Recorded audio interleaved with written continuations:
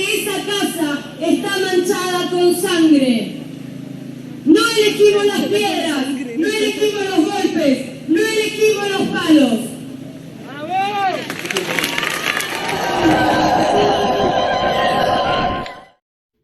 So right now I imagine you have a couple questions. Foremost in your mind is, what was that? Well, that was Escrache, and it's an Argentine form of protest that evolved in response to the military dictatorship that ruled over the country for almost 10 years. So what this video is going to do is it's going to give a quick history lesson about what led up to the first Escraches, what made them necessary, what they are, how they've been really successful in the past, and then last we're going to talk about how you, yes you, can bring Escrache to a social movement or a protest near and dear to your heart. We're going to start with the history lesson. The Dirty War of Argentina, as it's known to English speakers, was a period from 1974 to 1983, in which Argentina was ruled by a US-backed military dictatorship via Operation Condor. The country had a long history with quote-unquote benevolent dictatorships. They would essentially take over for the failing government, return the country back to democracy after a period of a few years. So what happened was a lot of people didn't realize the difference between the new US-backed anti-leftist dictatorship and the military dictatorships that had taken over in the past. This new dictatorship would be responsible for the disappearance and or death of an estimated 30,000 Argentine citizens. The dictatorship had torture centers in which people were systematically tortured and killed, with significant amounts of rhetoric taken from fascism and the Holocaust. One of the most appalling examples is that the dictatorship would also be responsible for the kidnapping of over 500 infants, many of whom still haven't been identified to their original families.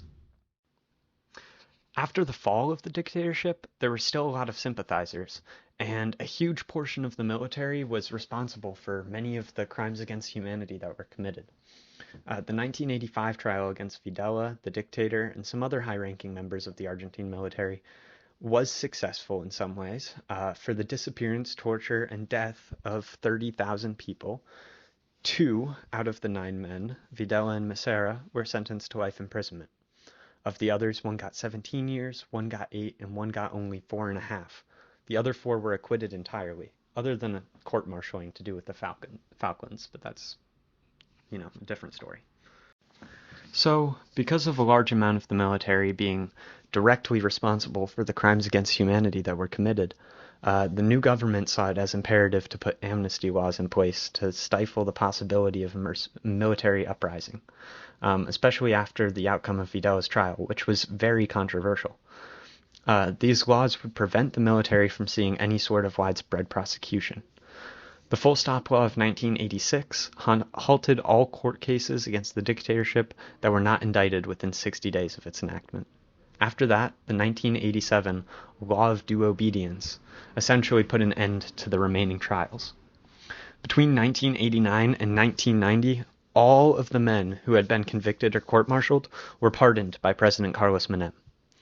This meant that even the face of the dictatorship, Videla himself, was able to live out his years in a luxury apartment. Due to the obvious injustice and silencing in Argentina, many of the children and families of the disappeared became disenfranchised with the government and saw that they needed to find justice in some other way. To do so, Argentina's young people created Hijos. Hijos por la identidad y la justicia contra el olvido y el silencio. In English, Children for Identity and Justice Against Forgetfulness and Silence. The organization created the concept of Escrache, a form of strictly peaceful, direct action that was centered around social ostracization, harassment of public figures, and gathering large numbers of people outside the homes of the murderous perpetrators. The most famous example would be when they rented a scissor lift to take outside of Videla's home, a luxury apartment, where one of the organizers of the protest rode up and spoke directly to Videla through a megaphone, while simultaneously raising a banner of photos of the faces of hundreds of victims. The protests would end up being by and large successful, with the Full Stop Law eventually being repealed in 2003, and the other amnesty laws being ruled unconstitutional in 2005, and similarly, In 2006, a judge declared that Menem's presidential pardons were unconstitutional. In April of 2007, a federal court would finally strike down Videla's pardon and return him to prison for his crimes against humanity. Since then, hundreds of war criminals have been tried and convicted for their crimes during the Dirty War, at least until Milei came to power. As can be seen from its use and success in Argentina, Escrache is clearly a powerful tool in any organizer's back pocket. But transnational diffusion of a form of protest doesn't happen overnight. In order to bring it to new places with different cultures, special attention has to be paid to one thing: moral framing. You see, Escrache is a truly unique form of protest, in that it, quote, symbolizes a transformation from victim to activist, and is framed within the context of a lack of access to power, a power that refuses to enact justice, and the impunity of the targeted escrachado for the crimes they have committed. This provides legitimacy to the actions of the protesters, and helps greatly in getting the public on their side. Because of the rowdy and public nature of the technique, Escraches are often attacked as being undemocratic or violent. This makes the moral framing and propaganda of the protesters imperative, and also shows why special care must be taken by organizers to avoid this characterization. For example, in Spain, Escrache was used in the context of the housing crisis. Support for the technique was initially high, but faltered in response to the attacks of both major political parties. In response, the PAH, the organization responsible for the Escraches, released an Escrache manual, outlining how protesters should behave in an attempt to defend and to take the moral high ground. Furthermore, a prominent and charismatic PAH spokesperson, Ada Colau, wrote an open letter to Spain's president to go on the counterattack. I'm going to read Colau's letter in full because it really has a lot to talk about. And finally, let's talk about the Escraches. It bothers you that we can go and protest in front of your house. I understand. I would not like it either. But if you've ever been to an eviction, you can understand that that is something infinitely more bothersome.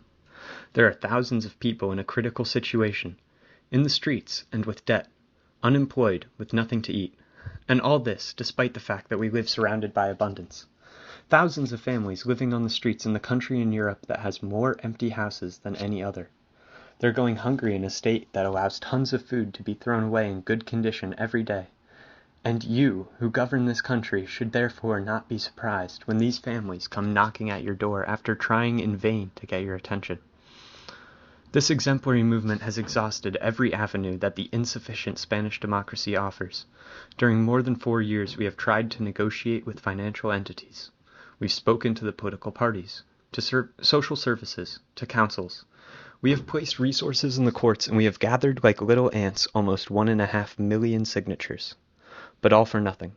The Popular Party has not moved 1 millimeter, and announces that it will reject the measures of the Popular Legislative Initiative. What a coincidence, just when the PAH has more social support than ever, between 80 and 90% according to all the surveys, when 1.5 million signatures have already been submitted in support of the ILP, when social pressure has forced you to admit for processing the ILP that you didn't even consider debating, when a European sentence has come down in favor of the people who are affected, and which declares that thousands of foreclosures and evictions that have taken place over the last years in Spain are illegal. Just at this moment, when it seems that nothing else can slow down this necessary legislative reform, you come out with a campaign of criminalization as the only response. Instead of listening to the voice of the people, you try to generate confusion by comparing our peaceful actions with the terrorism of ETA or Nazi Germany. You really must be bad people to say something like that.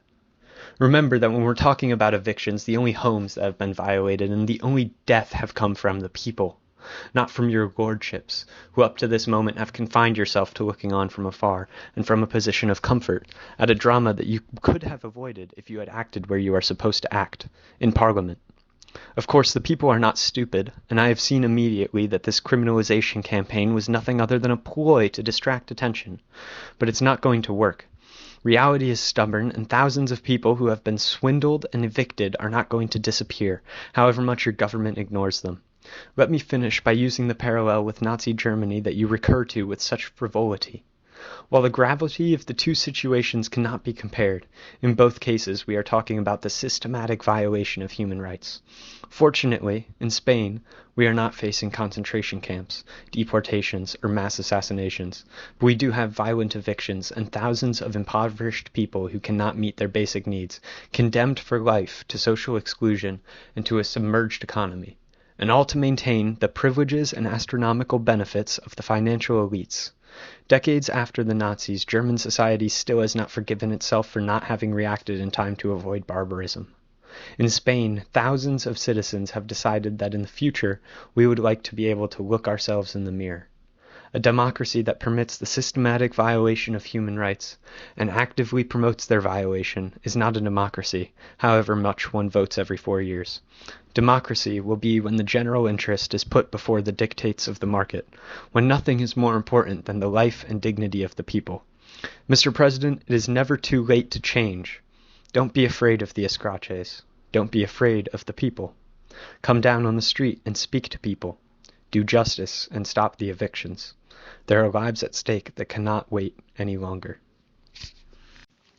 So, Klau's bombshell of a letter, I mean, it morally frames a whole lot of things, but let's define that moral framing, I guess, really quick. And it's just framing your argument in a way that it seems like it has the moral high ground to the opposing argument.